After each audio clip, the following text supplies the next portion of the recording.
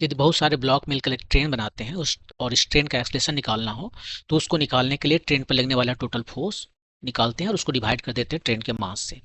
Train कहने का मतलब ये है कि जितने भी ब्लॉक्स हैं वो सब उन सभी ब्लॉक का एक्सलेशन सेम होगा, पहली बात। और दूसरी बात ये कि वो ब्लॉक एक के पीछे दूसरा ब्लॉक, दूसरा के पीछे तीसरा ब्लॉक, तीसरा के पीछे चौथा ब्लॉक, ऐसे चलना चाहिए ट्रेन की तरह।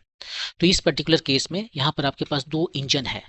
दो इंजन इसलिए है क्योंकि M2 पर भी फोर्स लग रहा है और M1 पर भी फोर्स लग रहा है। और मान लीजिए M2 के डायरेक्शन में ये चल रहा है, तो इंजन जिस डायरेक्शन में चल रहा है उधर कितना फोर्स लग रहा है M2G। और दूसरा इंजन जो है ये उल्टा काम कर रहा है, ये फोर्स जो लगा रहा है M1G स्पीड कम करेगा, तो इसको हम एक्सलेशन जो है तो माइनस में लिख देते हैं, माइनस M1G। तो ये आपका आ गया टोटल फोर्स ट्रेन पर लगने वाला। उसको डिवाइड कर दिया M1 प्लस M2 जो कि ट्रेन का मास है, तब हमें इसका एक्सलेशन मिल जाता है।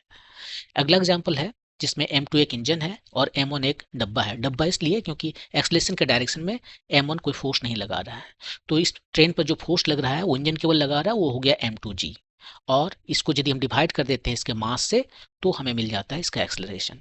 इस केस में एक इंजन और दो डब्बा है यहाँ पर, तो इसका एक्सलेशन निकालने के लिए इंजन जो फोर्स लगा रहा है जो कि M2G है, डब्बा फोर्स नहीं लगा रहा है, और इस फोर्स को हम डिवाइड कर देते हैं ट्रेन के मास से जो कि M1 plus M2 plus M3 है, तो हमें इसका एक्सलेशन मिल जाता है।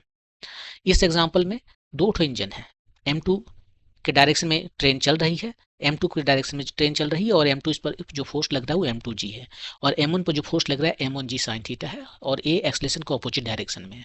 तो नेट फोर्स जो ट्रेन पर लग रहा है वो हो गया M2G minus M1G sine theta, और इसको डिवाइड कर दिया ट्रेन के मास से जो कि M1 प्लस M2 है, तो हमें इसका एक्सलेशन मिल गया। ऐसे ही में यदि एक और डब्बा लगा दें, एक्चुअली इंजन और लगा दें, तब अब ट्रेन पर जो इंजन जो फोर्स लग रहा है वो है M2G M2 की वजह से, और M1 की वजह से अपोजिट डायरेक्शन में M1G साइन थीटा, M3 की वजह से भी अपोजिट डायरेक्शन में M3G साइन थीटा, और इस टोटल फोर्स को डिवाइड कर देते हैं ट्रेन के मास से जो कि M1 plus M2 plus M3 है, तब हमें इसका एक्सलेशन मिल जाता है।